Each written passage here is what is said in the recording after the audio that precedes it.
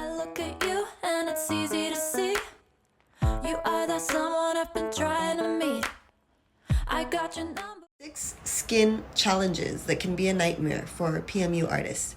2023. Mwah. I'm Mandy Fredalucis, your PMU big sis, the one and only Umami Mommy. Nice to be here with you. Never thinking you would be my number one. First one we'll talk about is going to be deep set wrinkles.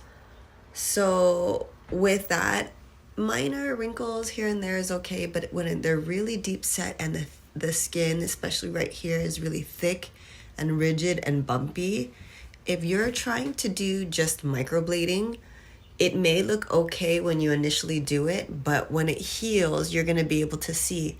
Plus, when you move your skin, you can kind of see like this area right here, it moves. This area right here is different, right? So this here, it's like a thicker muscle. So when you're implanting color into it and you're just doing microblading, it's not going to be able to heal properly and evenly. I mean, even when you do ombre, it will still, if you get really close, you'll be able to see because we can't control the muscle. Nervous when I speak, so I trip on my tongue. Never thinking you would be my number one. With the deep set wrinkles, you can see one side is stronger than the other, and you can actually see the bumps in it when I make that face. But when I don't, you don't see it. So please understand that years of making this face, which I am guilty of, will make this area thicker, bumpier, harder to implant, as well as harder to possibly, in my opinion, I believe it breaks down the pigment faster because please understand that although we want to make it as perfect as possible, there are certain things that are out of our control. We can try to balance them, but no matter what, if you're continuing to make that face, it's going to continue to bring this whole area together more, therefore making it noticeably different. You can always tell that this is a stronger brow for me because when I talk, it's already so deep set. Anyways, that's my opinion. And what I normally recommend for clients is a bolder combination might be able to help, but even then, the deeper that you have that line in here, the more noticeable it's going to be, regardless of how we do your brows. But it'll still look better with the brows than without them. I look at you and it's easy to see. You are that someone I've been trying to meet. I got your number, won't you pick up the phone? Don't leave me hanging on the dial tone. Think back to the night that we met. So let's talk about asymmetry.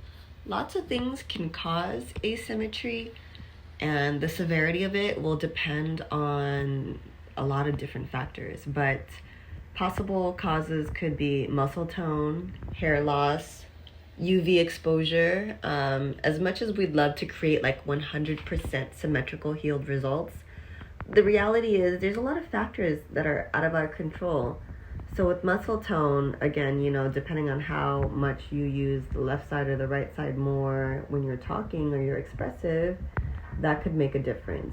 Hair, so for instance, I have my brows done, but on this side here, if you actually feel it, there's no hair here. There's a little bit more hair on this side, and there's not a lot of hair here, but very little hair here. So it really depends on the hair and how it falls over that it makes it look. Down, there's no stopping us, 'cause we own this town. Never knew I could have such fun. Never thinking you would be my number one. The exposure can affect asymmetry because if you're driving most of your life, then that side of your face is going to be exposed to more of the UV light, therefore causing more wrinkles, discoloration, maybe more sagging, more loss of collagen. So it would shift it significantly, especially if you're doing it all the time, or if you're you know, on the passenger side all the time, this side is going to be more exposed, you know, or if you sleep more on this side, then the hair pattern on one side is going to be rubbed off more over a lifetime versus the other side. You know, if you have a habit of like rubbing one eye more or one eyebrow more harder, you might have more hair loss there. So there's a lot of different reasons why, but we can help adjust it accordingly.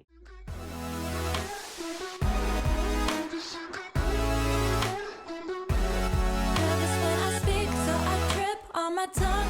Never thinking you would be my number one.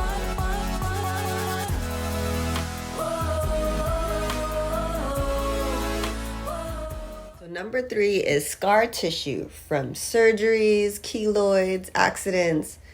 This is the paramedical side that I deal with. This is more fibrous tissue. It can be more challenging for artists. It's a nightmare because it's harder to achieve proper retention and depth because of the texture and the size variant of the scar itself and the color variant, depending on if it's a darker or lighter than the actual skin color itself. It does take a few more sessions depending on the scar. I also deal with it when I do scalp micropigmentation because a lot of times gentlemen or women, we have surgery scars on our scalp and we'll have like little keloids or patches, discoloration, what have you around the area.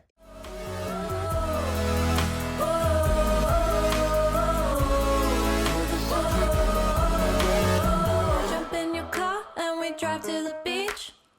The sun was setting, it was just you and me. Wind in my hair and the sand in my shoes. Could've chosen anyone, but I choose you. Number 4 in the 6 skin challenges that could be a nightmare for PMU artists is a client that has lots of freckles, moles, birthmarks. It's gonna affect the look of the symmetry. Due to the variation in color, it's kind of hard to see the crisp outline that we created initially. The redness intensifies the variation.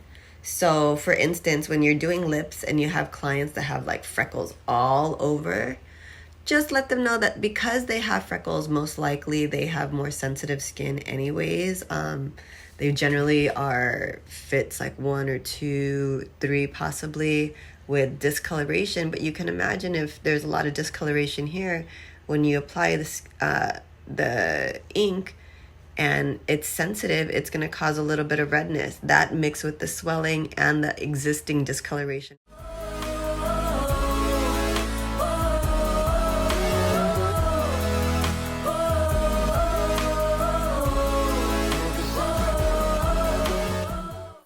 Is skin that's affected by radiation or leathery skin that's affected by long time heavy UV exposure, skin that's been burnt.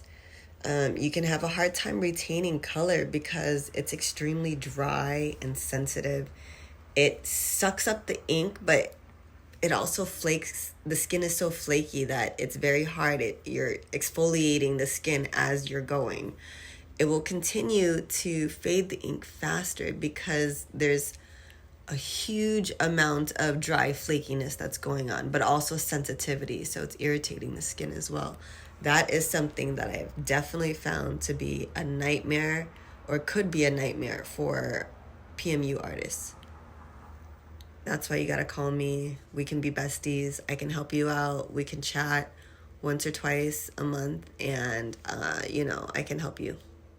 The night that we met, jumping in the pool, talk to you, dripping wet. Nervous when I speak, so I trip on my tongue. Never thinking you would be my number one.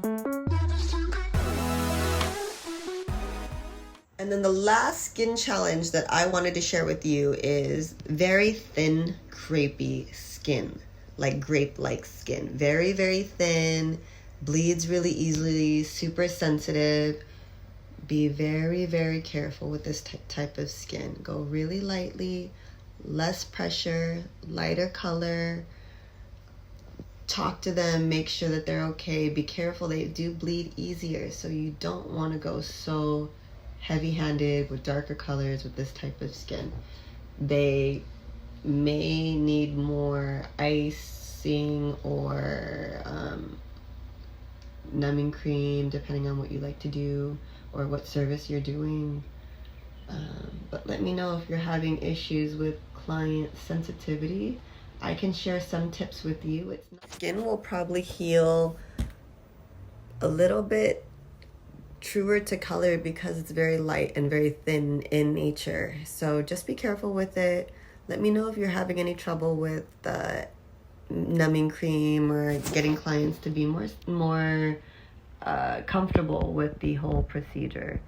I have lots of different tips and tricks that I can help you as your PMU big sis. Nervous when I speak, so I trip on my tongue.